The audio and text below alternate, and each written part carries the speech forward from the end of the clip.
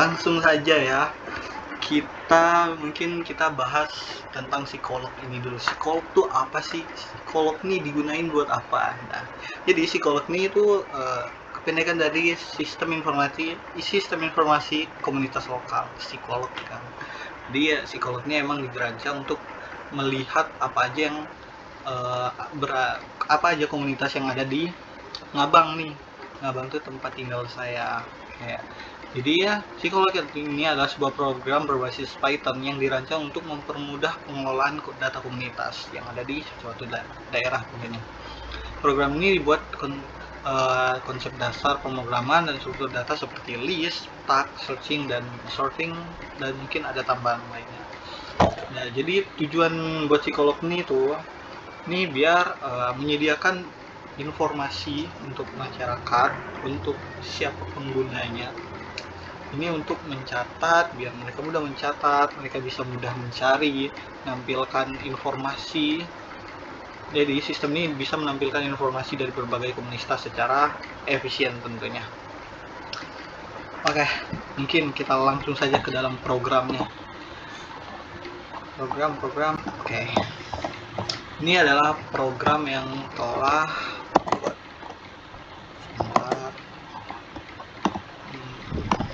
Oke.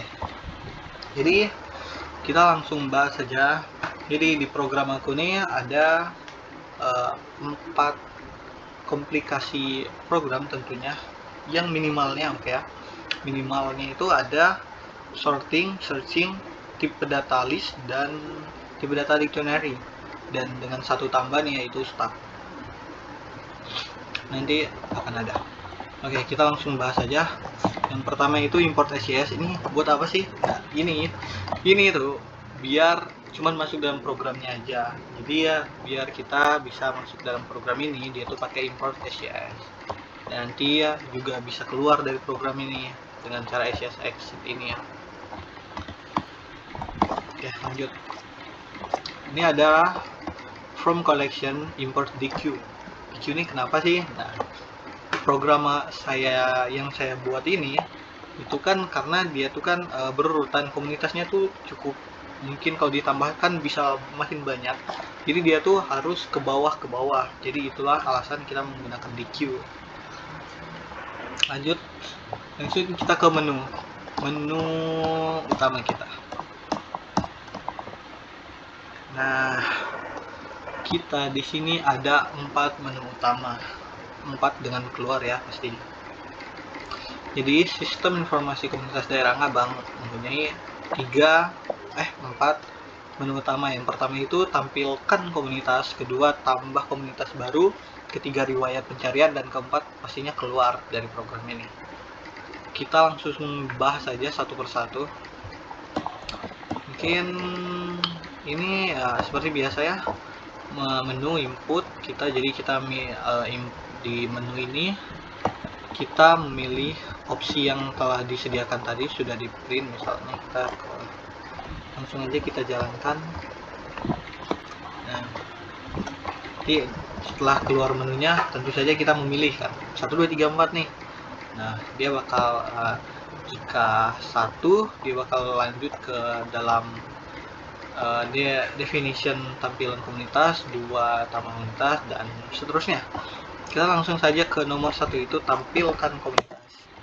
Nah, ditampilkan komunitas ini ya, jadi ada sub menu yang telah saya buat, yaitu yang pertama itu lihat komunitas, lihat semua komunitas yang ada. Kedua, mencari komunitas, mungkin dia karena kalau udah banyak kan pasti sulit nyarinya tuh, jadi kita bisa mencarinya sesuai dengan inputan kita. Dan ketiga, ada urutkan komunitas, jadi komunitasnya bisa diurut gitu sesuai dengan apa yang kita inginkan, mungkin dari angka. Dan yang ketiga itu adalah kembali ke menu utama tentunya.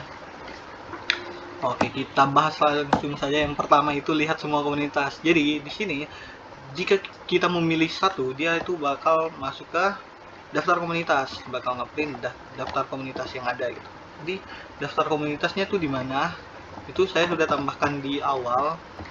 Mungkin ini baru 3, mungkin bisa ditambah lagi. Cuman di sini saya menggunakan 3 komunitas dulu. Ada drum band, ada klub lari pagi, dan juga ada DC. Ini ya kegiatan kerohanian tentunya.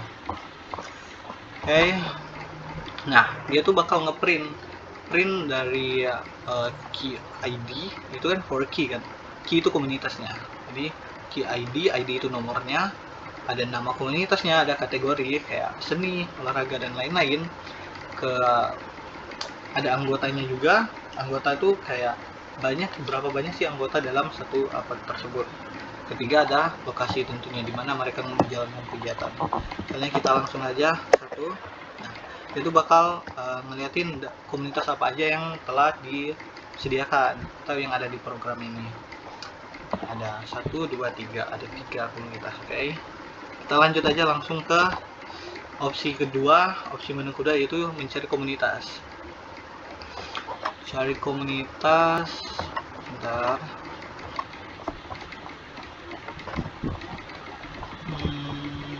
Nih, cari komunitas. Ini menggunakan definition cari komunitas. Jadi ya, pertama ada keyword nih. Keyword nih apa sih? Keyword nih kata kunci. Jadi kita bakal menginput apa sih yang mau kita cari gitu. Nama komunitas apa gitu yang mau kita cari dalam program ini, dalam daerah ini gitu. Dalam daerah Ngabang tentunya. Jadi kita bisa di sini ada lower biar itu pencarian teks yang kita masukkan itu otomatis dia tuh jadi huruf kecil gitu, biar nggak ada kesalahan lah. Terus ada riwayat pencarian append keyword. Jadi setelah kita mencari itu kan tadi di menu utama ada yang namanya riwayat pencarian. Nah di situ ada namanya stack. Nah di situ akan di riwayat pencarian dapatnya itu dari cari komunitas ini. Dia bakal ke append ke riwayat pencarian yang nanti akan kita bahas. Oke. Kita langsung lanjut ke hasilnya aja langsung. Ini seperti tadi ya.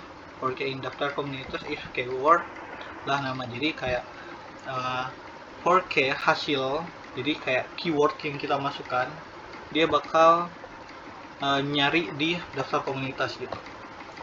Langsung saja kita ke hasil apa yang bakal ditampilkan. Nah, jadi ada 2 hasil sudah pasti. Hasil pertama jika ada gitu kan. Jadi hasilnya itu dia bakal ngeprint kayak yang tadi ya. Ada misalnya dia nyari, kita langsung cari aja. Nah kita cari kata kuncinya, mungkin kita cari lari gitu, lari. Nah hasil pencariannya bakal keluar tuh, ada kan klub lari tadi, klub lari yang ada di kota Taman Kota yang tadi itu. Nah lalu dia bakal ngeprint kan, udah sesuai kan, print ada nama, ada kategori, lokasi, dan ya lokasi lah. Oke, kita lanjut ke gimana kalau yang mereka cari itu salah gitu. Bukan salah tapi nggak ada. Kita coba cari, misalnya kita udah nemukan tadi ada DC, ada klub lari pagi, ada juga drum band. Gimana kalau kita nyari klub tari gitu. Nah oke, dia langsung ngeluarin output yang namanya tidak ada komunitas dengan nama tari. Dia ada di sini. Jadi dia bakal ngeprint tidak ada komunitas dengan nama keyword yang sesuai yang kita masukkan tadi. Keyword ya di sini. Oke. Langsung saja kita lanjut ke menu selanjutnya, itu urutan komunitas. Nah, di urutan komunitas ini ya ada 2 sub menu lagi, sub menu. Jadi ya di urutan komunitas, kalau kita mengurutkan sesuatu tentunya ada 2 cara dong. Kita mengurutkan dengan huruf dan juga dengan angka. Nah, jadi kita harus milih nih, mau dengan huruf atau jumlah anggota. Di sini saya menggunakan jumlah anggota untuk angkanya. Nah, langsung saja ini adalah sorting. Kalau tadi kita cari komunitas itu kan searching, saya lupa bilang itu searching tadi, dan ini kita masuk sorting. Sorting ini apa sih? Sorting. Gimana sih cara program ini berjalan? Pertama, kita tentu saja kita masukkan pilihan kita ya, menggunakan input dari opsi yang telah disediakan tadi, ada 1, 2 gitu. Oke, lainnya saja waktu terbatas, Kita lanjut, gimana cara pilihan satu ngesorting gitu. Sorting di pilihan pertama itu kan nama A sampai Z gitu.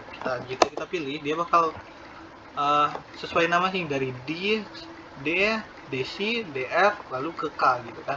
Benar kan? Dia sesuai dengan namanya berurutan. Ini ya, dia kenapa dari daftar komunitas ini dia mengambil dari daftar komunitas dengan key lambda. Maksudnya ini kita nggak perlu memasukkan apa yang misalnya, jadi kayak dia mengurutkan berdasarkan nama gitu. Jadi dia nggak bakal berurutan berdasarkan kategori, yang tentu saya kategori atau lokasi itu kan juga huruf, tapi di sini saya masukkan dengan nama, jadi dia bakal keluar sesuai dengan nama yang telah dibuat tadi ya, ada nama, kategori dan lainnya. Itu untuk pilihan pertama, dia bakal sesuai dengan huruf. Kita lanjut ke kedua, yaitu untuk jumlah anggota terbanyak. Nah, dia bakal langsung keluar tuh anggota terbanyak, kan ada 1000 tuh. Ini dari atas ke bawah, ada 1000, ada 25, ada 18 anggota. Nah, itu kita seperti tadi ya, kita mulai key lambda yaitu anggota, biar dia nggak ke ID gitu. ID itu kan udah bisa kita langsung lihat aja gitu, 1, 2, 3. Ini kita menggunakan anggota biar ada opsi lainnya. Reverse through ini biar dia tuh